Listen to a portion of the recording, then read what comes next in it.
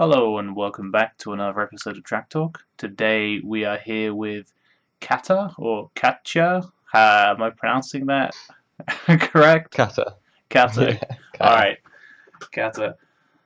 So we're here for his track Chrysalism, which kind of surprised me, to be honest. I mean, there are like visual-based tracks that are becoming more common these days, but like yours kind of seem to have a lot of styles in it, and I like the way you built the intensity, and I especially like the song. Hmm. So yeah, props. That was an awesome track, and I believe this was your first track. Is that correct? The second track. Second Yeah. track. Either way, that's like pretty impressive. Thanks, man. So yeah, first thing I would ask is, what's the history of this track, or like, do you have any? Actually, yeah, first things I would ask is, do you have any direct inspirations for this track?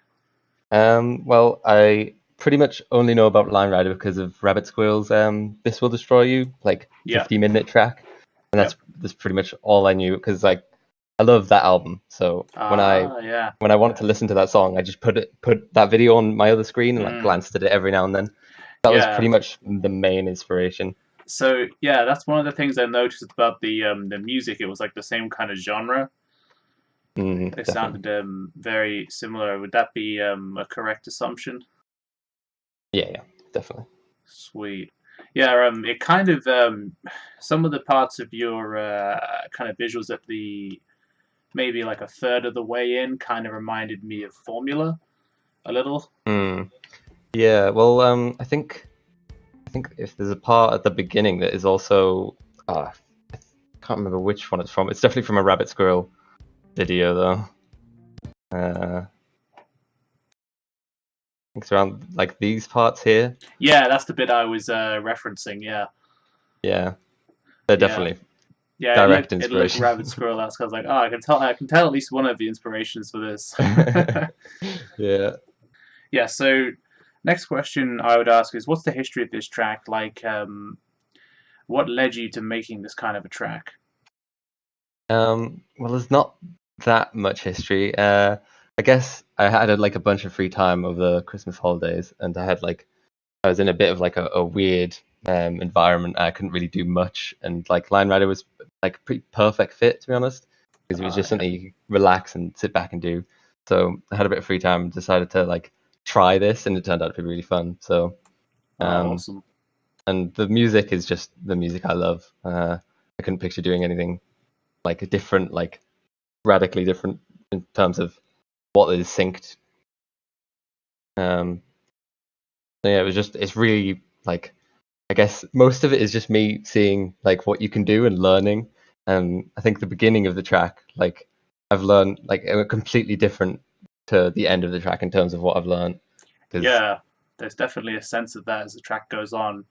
You yeah, get much better at stabilizing Bosch, and all the visuals become more elaborate and intense. mm, So why what made you want to go with visuals? I mean, you mentioned This Will Destroy You as a big influence. I mean, that's not a super heavily visual track. I mean, it is towards the end.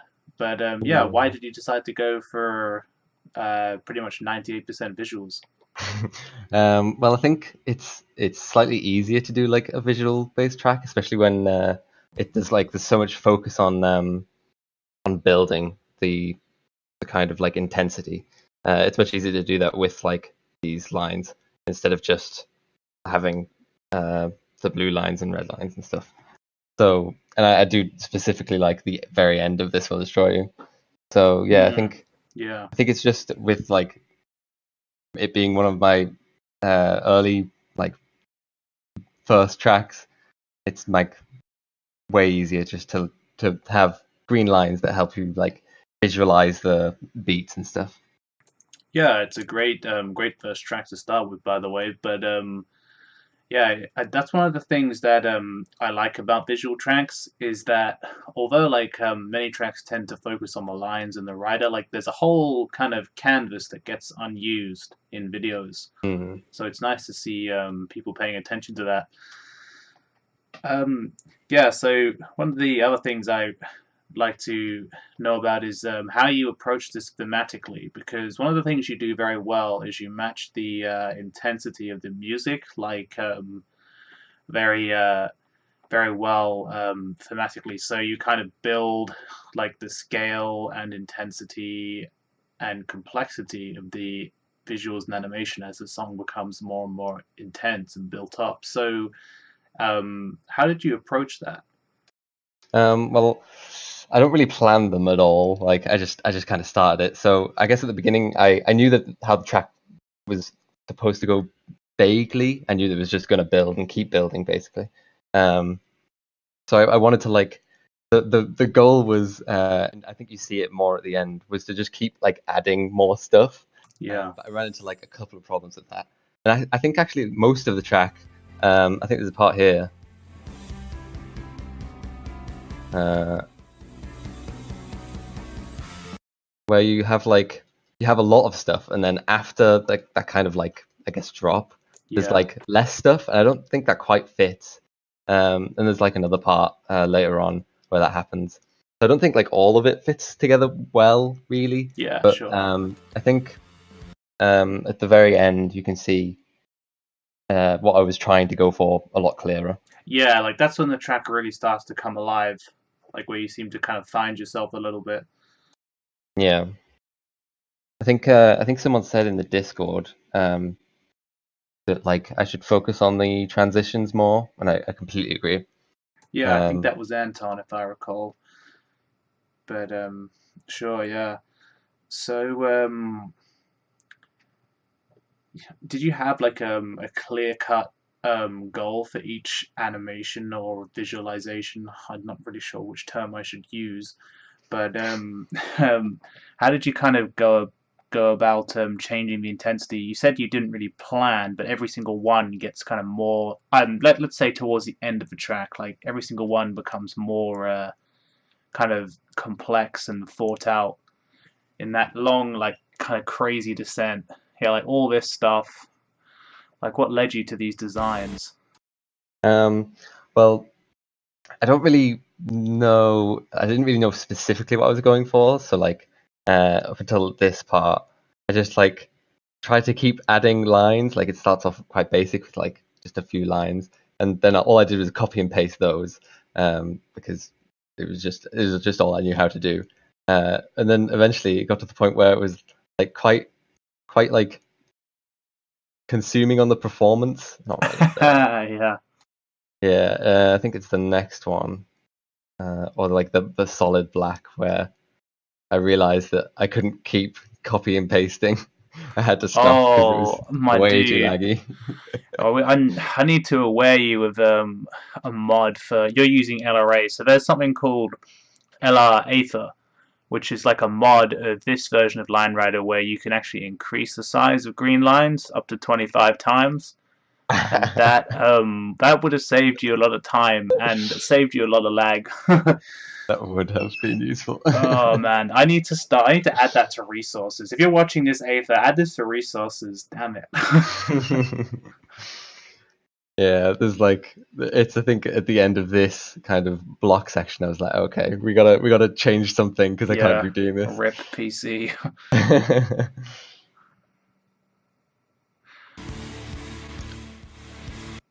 Yeah, so I think like this the general kind of just keep building. Mhm. This is what I was going to go for until I hit that problem, uh,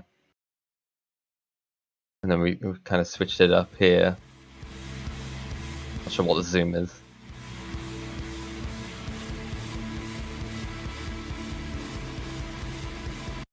I think I saw.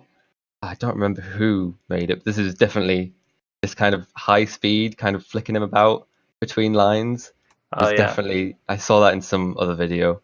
yeah. I can't think of who. Arglin has made a track like that, and I also have. It's probably either Arglin's or mine. I don't know. Maybe there's someone else I'm forgetting though. Hmm. It's probably one of you two.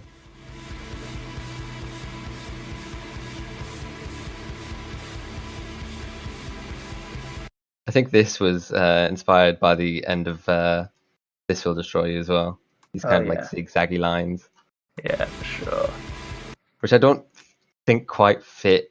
Now that I look at it, I think we should have like gone with something. I don't know, something else.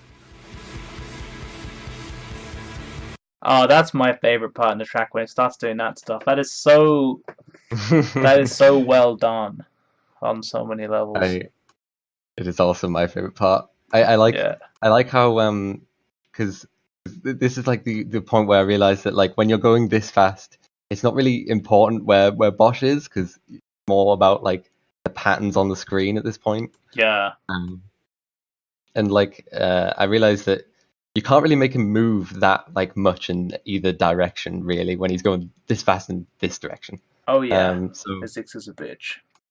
yeah, so I tried to like use this line to like get him to look like he's moving over here, when in reality he's not at all.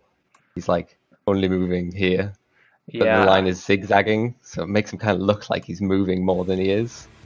yeah. That's the clever way of doing it. Because I mean, I made a track doing something a little bit like that, but I kind of just brute forced it instead, and it didn't really work as well. So like, if I'd thought of this at the time, it would have been a lot better, I think. So yeah, I admire that method.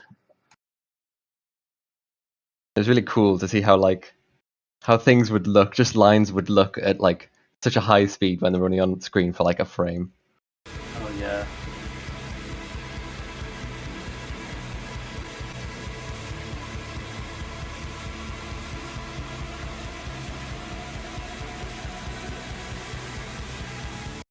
So I guess like most of the building from that part was kind of just experimenting with like how the lines would look. So there's one where like the lines are coming in and seeing how that looked, and it looked kind of cool.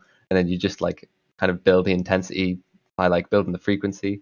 I think it's the last two sections um, Yeah. where like before this. Oh yeah, here. So like there's like 1, 2, 3, 4, 5, 6, 7. It's like 7 between each like passing, I guess. Oh And then the yeah. next one to just build the intensity, it's just 1, 2, 3, 4, and it just makes it look more chaotic, which is exactly what we want when the music is so chaotic. Oh yeah. Yeah, that's awesome. So do you have anything else you'd like to say about the visuals?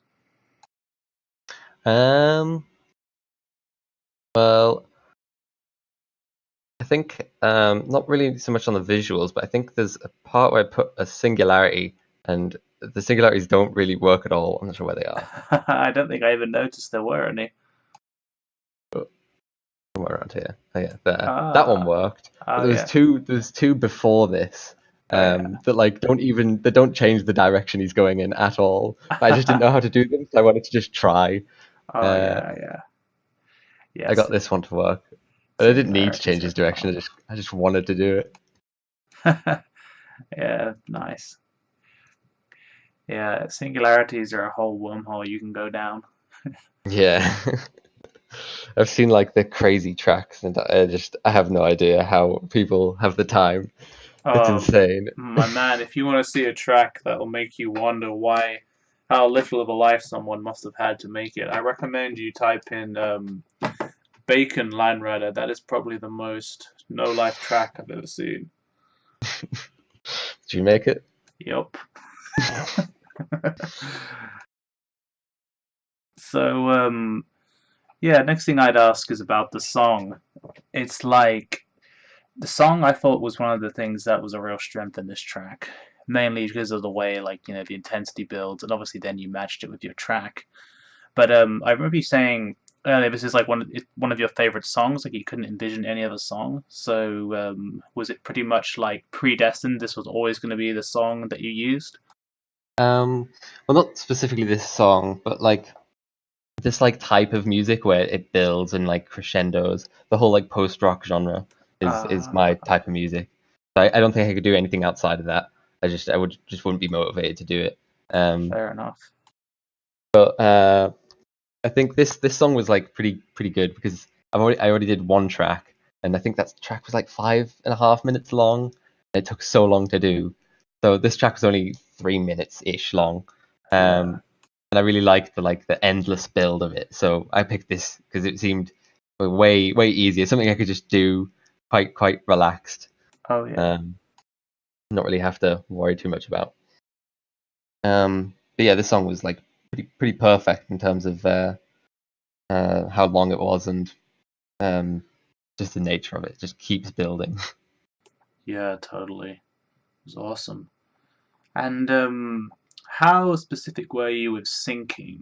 Like some people, they might sync more atmospherically, or some people might sync much more like mechanically to every beat, or a bit of both, or whatever. So, what was your approach? Well, I guess at the beginning there's more evidence of like trying to sync to every beat because you have like this that is syncing Yeah.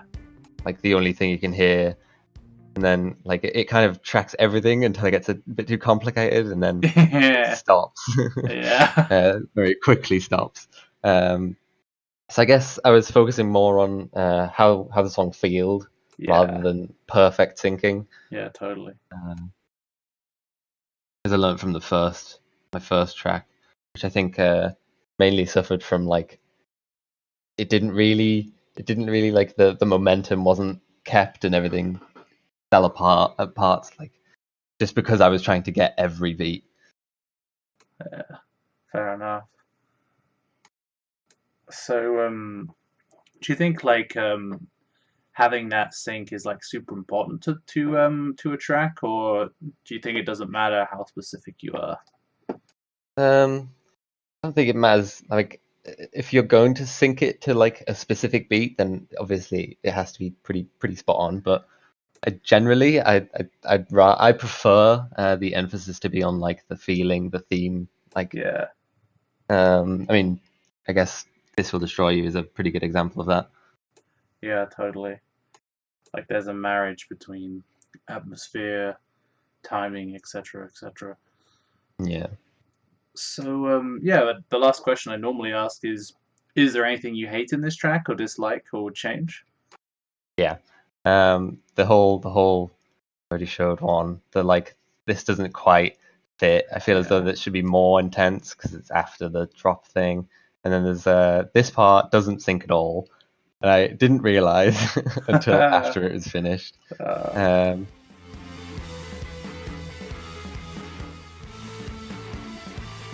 Um, and then I guess I don't know what this is. I like that bit because it kind of reminded me of the some stuff Rabbit did in Sealy, I guess, or Conan, I should say, did in Sealy, but you actually like did it manually, which is pretty impressive. Just copy paste. I didn't know what I was doing. I didn't know if it would look any good, but I did it, and then I didn't want to undo it because it took so long. How did you actually do that? Is that a lot of copy and paste work, or I think it'll. Yeah, I mean, yeah, I did nothing but copy and paste, but I think I just must have like I must have just copied a line and placed it vaguely. yeah, like I can see you did the first one and then you copy both and then you link them on each other.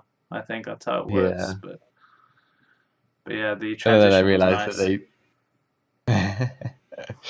I'm not entirely sure if I like it. Oh And then this part, I wish he was in the middle for like this section, but right, yeah. I could have just curved it, but whatever. And then I think this part doesn't quite work either. Uh, I liked how it looked when I did it, but afterwards, eh. Yeah, fair enough. Other than that, I guess I Oh, guess I wish this wasn't so hard to do. yeah. Don't we The all? amount of How did this zigzag pattern work? Is it just literally the same thing pasted over and over again? yeah, Oh, it's just like a little section. I think I have like I have like a little oh, yeah. It's because it's speeding up. That's why the pattern changes the way. Okay, yeah. that's awesome. Yeah, sweet. Yeah, Limelight is hard, my dude.